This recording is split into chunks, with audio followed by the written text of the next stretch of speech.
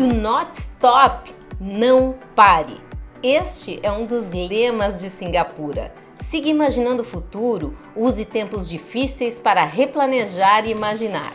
Quando você vê um país em 50 anos progredir de uma vila de pescadores para uma das maiores potências da Ásia, um PIB per capita chegando em mais de 56 mil dólares, né? Só para lembrar, o Brasil é 7.600, então, e que inclusive o daqui é um PIB per capita até maior do que o da Inglaterra, de países de primeiro mundo.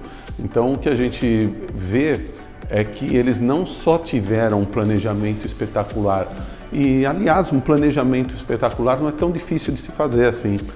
Eu acho que a grande diferença está na execução. Mas esta execução de alta performance também foi planejada. Durante o 7º Seminário Internacional do SESCOM São Paulo, o professor da Universidade Nacional de Singapura, Jenson Yap, elencou elementos chaves para esta virada do país, e a educação está na base.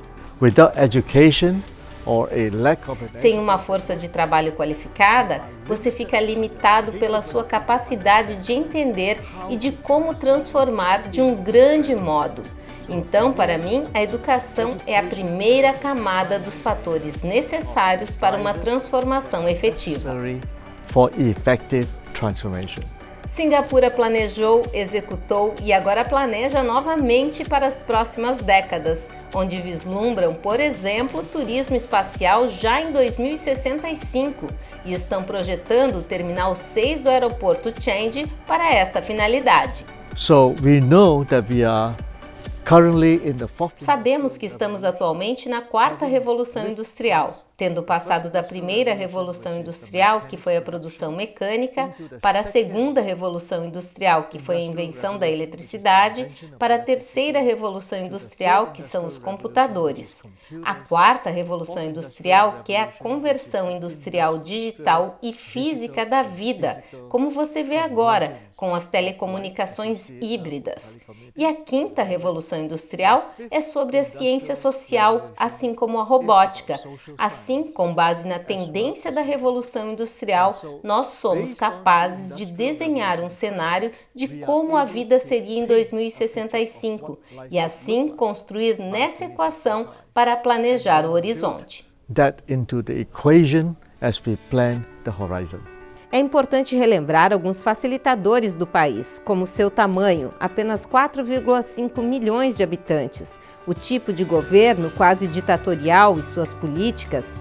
Porém, acima de tudo isso estão os seus valores, antiburocráticos e anticorrupção. Eu falei sobre a burocracia e sobre não ter várias camadas de aprovação para que as coisas sejam feitas. Eu penso que deve ser enxuto, deve ser eficiente, mas eu estou completamente convencido de que a transparência, a integridade e a redução da corrupção são absolutamente vitais para o crescimento e para o crescimento sustentável. O professor enfatiza que o século XXI é da Ásia e Singapura pode se tornar a Suíça do continente. E o Brasil? Onde fica na fila do pão?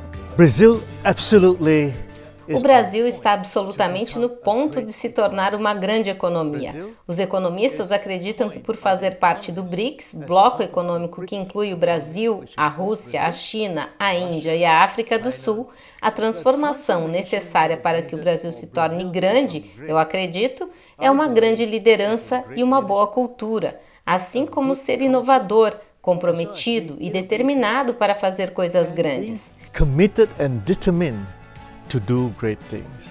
Transformar a economia de um país com dimensões continentais?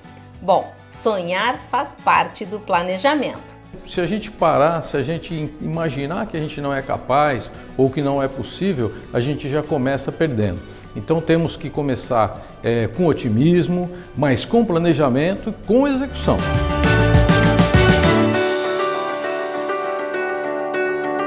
E para ver quem fomenta e executa toda a estrutura de inovação de Singapura, o SESCOM São Paulo levou os participantes do seminário para o GovTech, um ambiente interativo, com muita tecnologia e aberto à inovação permanente.